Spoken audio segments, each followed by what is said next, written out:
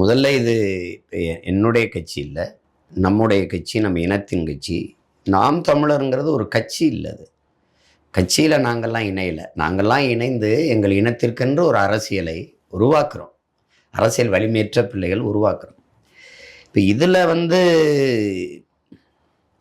இந்த பெண்களுக்கு தனி இடம், உரிமை, விடுதலை அதில் எங்களுக்கு ஏற்புடையதில்லை. எங்களுக்கு அந்த சொற்களே நாங்கள் ரொம்ப அருவருப்போம். ஏன்னா எங்கள் பரம்பரை மரபணுது. இப்போ நீங்கள்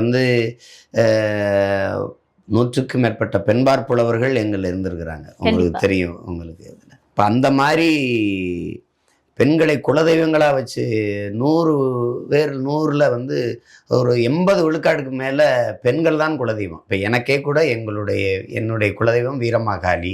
அந்த மாதிரி நாங்கள் குலதெய்வங்களாக வச்சு, நாங்கள் குல முன்னோராக வச்சு போற்றுகிற மரபினர் நாங்கள். இப்போ அந்த மாதிரி இருக்கிற இடத்துல இந்த பெண்ணுக்கு சம வாய்ப்புங்கிறதெல்லாம் வேடிக்கையாக இருக்கும் நம்ம சொல்கிறது. அங்கே ஏற்றுக்கொண்ட கோட்பாடு ஆணுக்கு பெண் சமம் என்பது இல்லை, ஆணும் பெண்ணும் சமம்.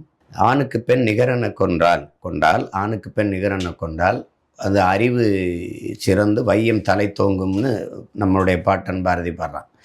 இப்போ பெண்ணுக்கு பேச்சுரிமை வேண்டாம் என்கின்றீரா, மண்ணுக்கும் கீழே மதிக்கின்றீரா பெண்ணினத்தை சொல்கிறார். பெண்ணடிமை தீரு மட்டும் பேசும் திருநாட்டில் மண்ணடிமை தீர்ந்து வருதல் முயற்கொம்பேங்கிறார் புரட்சி பாவலர். இப்போ எங்கள் தலைவர் பெண் விடுதலை இல்லை என்றால் மண் விடுதலை இல்லை என்றால் இல்லைங்கிறார். பெண்ணுக்கு பாதுகாப்பு கொடுக்கலைன்னா மண்ணுங்கிட்டு பாதுகாப்பாக இருக்கும். இப்போ நாங்கள் பெண்மையை போற்றணும், பெருமை மிக்க நாடாக மாற்றணும்னு நினைக்கிறேன். பெண்மை உயர்வுபடுத்தாத எந்த நாடும் பெருமை அடையாது, பெண்களை போற்றாத எந்த நாடும் பெருமை அடையாது. இப்போ பெண் என்பவள் என் தாய். இப்போ நான் என்ன பெண்ணிய விடுதலைங்கிறத சிரிப்பேன்.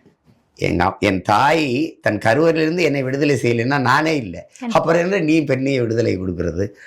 அப்போ பெற்ற மகளுக்கு, பெற்ற தாய்க்கு, உயிர் துணையாக வந்த தன் துணையாளுக்கு, தன் இணைக்கு, தன் உடன் பிறந்த இரத்த உறவுகளுக்கு, அக்கா தங்கைகளுக்கு அவர்களுக்கு உரியதை அவர்கள் எடுத்துக்கொள்வதில் நீ கொடுத்துக்கிறேன்னு சொல்கிறது ரொம்ப வேடிக்கையானது.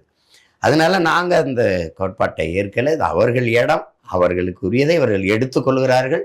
நாங்கள் எடுத்துக்கொள்வதை கை தட்டி ஆர்ப்பரித்து கொண்டாடுறோம். இவ்வளோதான் நாங்கள் செய்கிறோம். இதை கொடுக்குறோன்னு சொல்கிறது இழிவாக இருக்குது. அவங்க எடுத்துக்கிறாங்க, நாங்கள் அதை பார்க்குறோம், அதை பார்த்து மகிழ்கிறோம். அப்படி தான் சொல்லணும். இதில் பெண்களுக்கு சம வாய்ப்பு கொடுப்பதில் எனக்கு ஒரு பெருமையும் இல்லை. எங்கள் பிறவி கடமை அதை செய்கிறோம், அதை மகிழ்வோடு செய்கிறோம்.